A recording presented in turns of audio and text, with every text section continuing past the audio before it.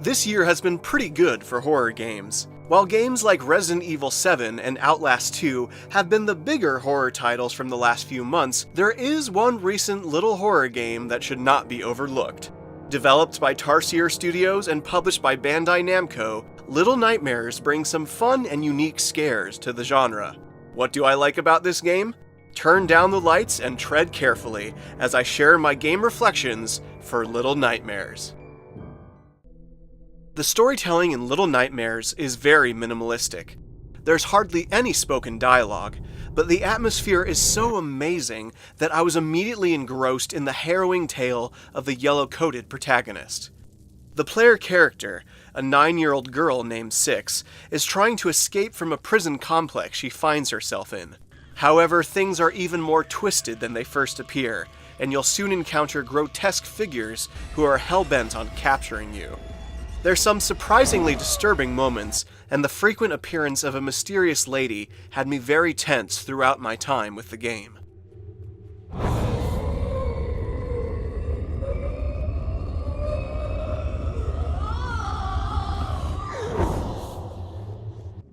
Like a lot of good horror titles, Little Nightmares plays with your expectations, and each revelation in the story is more shocking than the last. The game has a wickedly excellent ending, which I won't spoil here, and even though the game's total runtime is on the short side, I thoroughly enjoyed the story of Little Nightmares. It's full of great scares and memorable moments.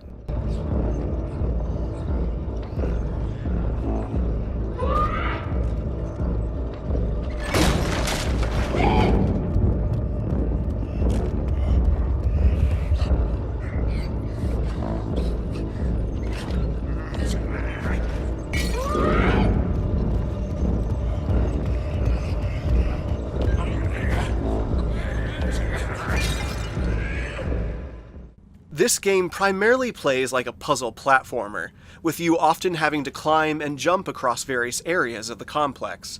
You'll also have to solve basic puzzles like finding keys, but finding a key becomes a whole lot more nerve-wracking when there's an overzealous chef just a few feet away. Little Nightmares has a large emphasis on stealth. Certain situations may call for you to flee, but since you can't run that fast, it is better to remain unseen altogether. Each of the different enemies you'll encounter have their own quirks, and you'll quickly have to learn the best ways to avoid them.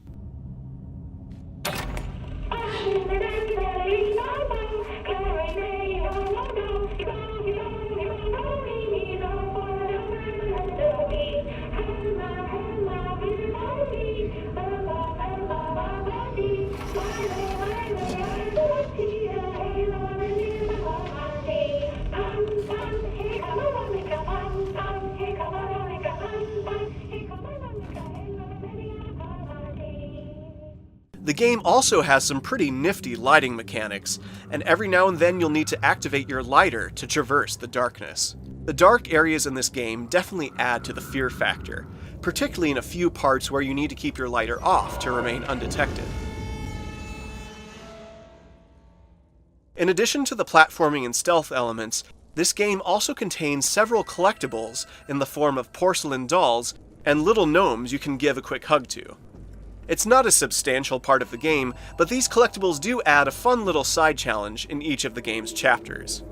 Little Nightmares also boasts a haunting soundtrack, and there are many pieces that punctuate each encounter and add to the horror atmosphere even in the game's quieter moments. The visual design of many of the game's characters are also quite marvelous, whether it's the terrifying long limbs of the jailer or the way the gnomes skitter across the rooms.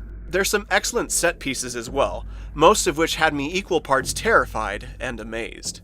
Little Nightmares is one of the best surprises of the year thus far. It's a game I knew practically nothing about when I picked it up, and yet it took me on a riveting adventure. I would argue that it's one of the best and most unique horror games to come out recently, and given the relatively low price point, it's well worth checking out. Little Nightmares is short, but pretty darn awesome, and I absolutely enjoyed my time with the game, even if most of it was on the edge of my seat. Thank you for watching this episode of Game Reflections. What are your thoughts on Little Nightmares? Feel free to share in the comments below. Until next time, keep having great adventures, everyone.